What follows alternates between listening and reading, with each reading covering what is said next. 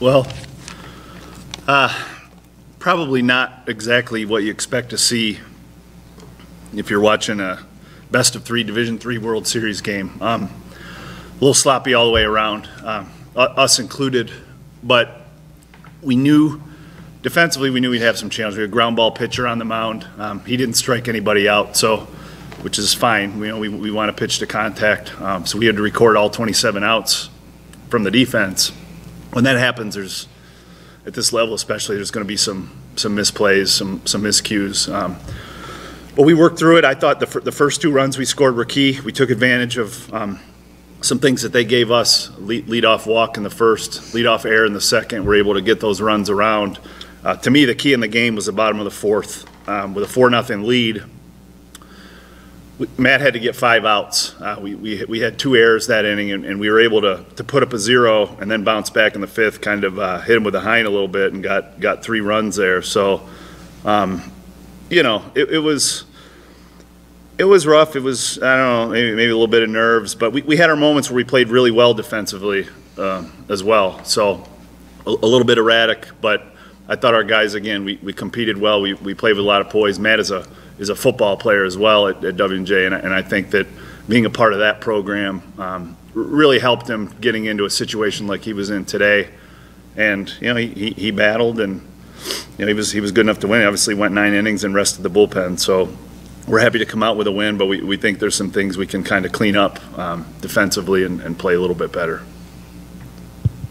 Matt, you pitched a complete game. What kind of pitches were working? What was your game plan? I'm not a strikeout pitcher. Like Coach said, I didn't have any. But I also don't walk people. I just attack the zone, attack hitters. I knew that they were an aggressive team. They swing early.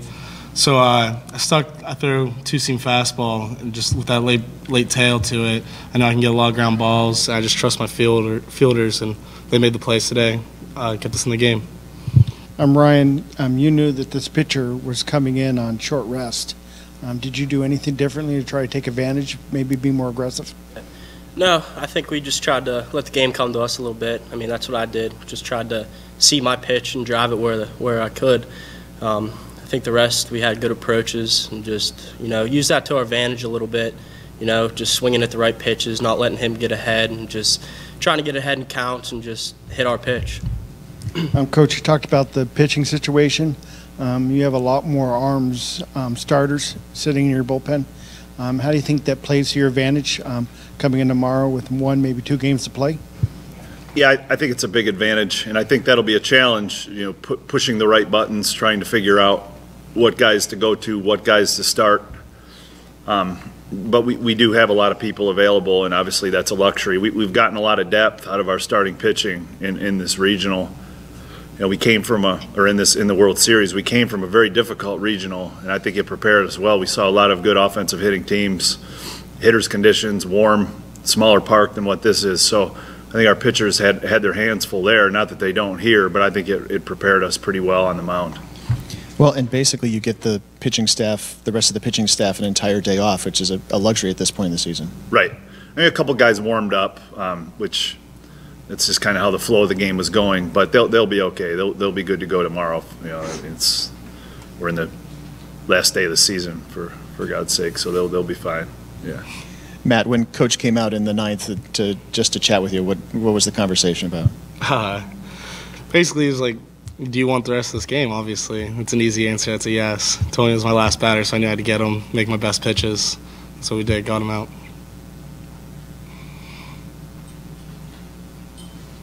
Ryan, you've really had a knack for triples this year. That's your 7th of the season. Just what allows you to kind of get that extra gear and then stretch a double into a triple so kind of routinely? Yeah.